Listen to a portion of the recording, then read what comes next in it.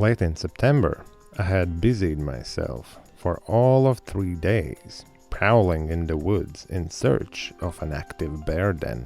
An active den, in this case, was one that had been cleaned out by a bear in a late summer and made ready for winter hibernation.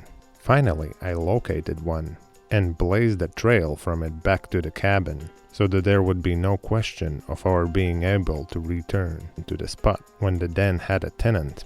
Now that winter had come to stay, the tenant should be in its residence. Hoping that this was so, we followed the blazes back to the den and cautiously approached its mouth.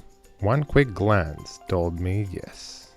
The den is occupied. The bear had crawled down its funnel and covered the mouth of the hole behind it with sticks and moss. Gingerly, I removed the plug from the mouth. Wheezy sat on the rump of the horse, eyes popping with excitement. Bang bang, and the bear falls down. Now I could win the fetid stink of the bear, hear its slow breathing.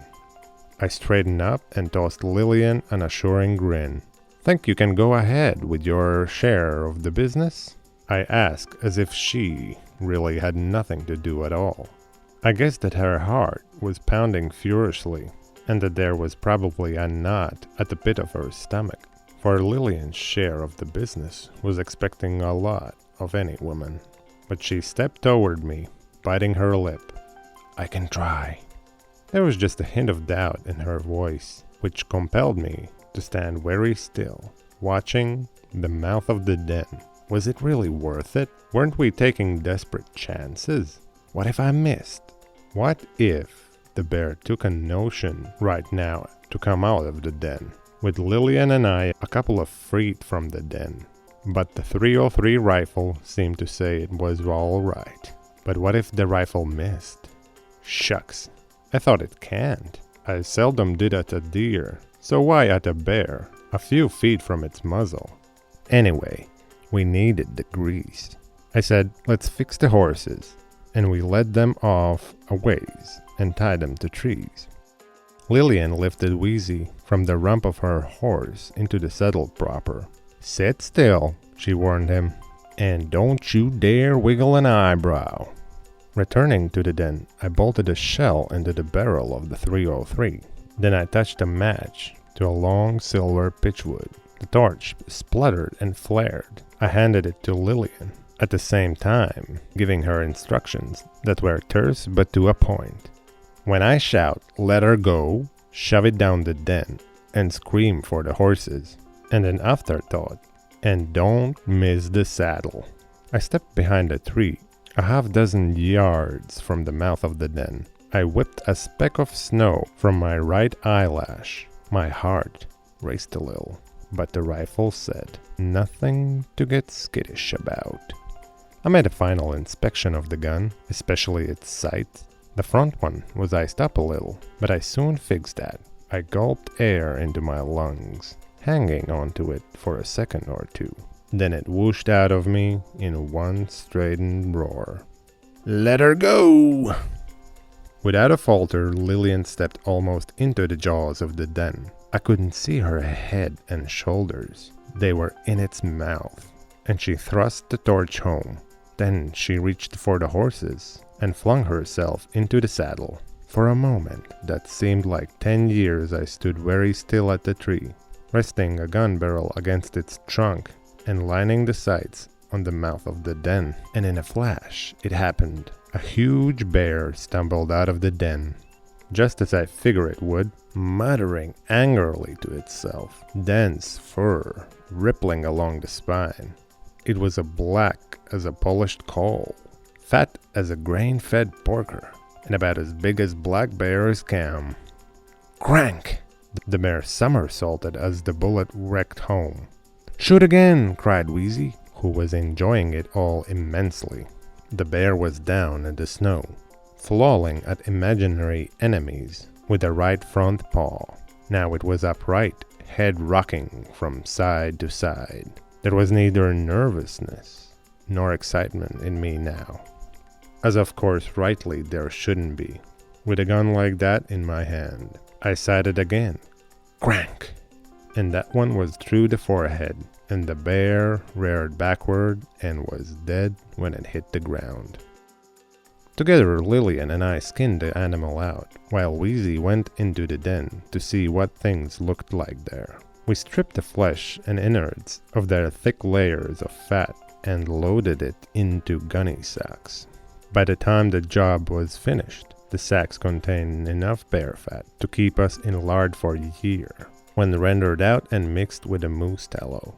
Wheezy crawled back out of the den. "Warm in there," he said. I lashed the sacks on the pack horse and was about to hoist into my own saddle when a sudden thought occurred to me. I said, "Coyotes like bear meat too." A couple of heavy spruce trees stood 100 yards off. Placing a hitch around the bear's head and taking a turn with the rope on my saddle horn, I snaked the carcass to within a few feet of the spruces. Lillian watched with puzzled eyes, so I told her, "Coyotes will clean the carcass up after a while. I'll come back tomorrow and set some traps under the trees." Nothing went to waste that could be put to any use. A needling north wind flicked at our faces as we returned home with the spoils, while I unloaded a pack horse and watered the horses and forked them some hay. Lillian banked the heater stove with wood until its sides were cherry red.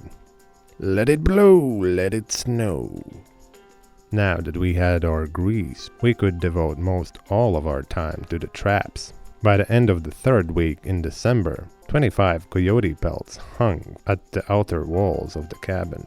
A line of small traps that Lillian herself had set out in the spruces, paralleling the creek a few steps from the cabin door, caught her 15 weasels and a mink.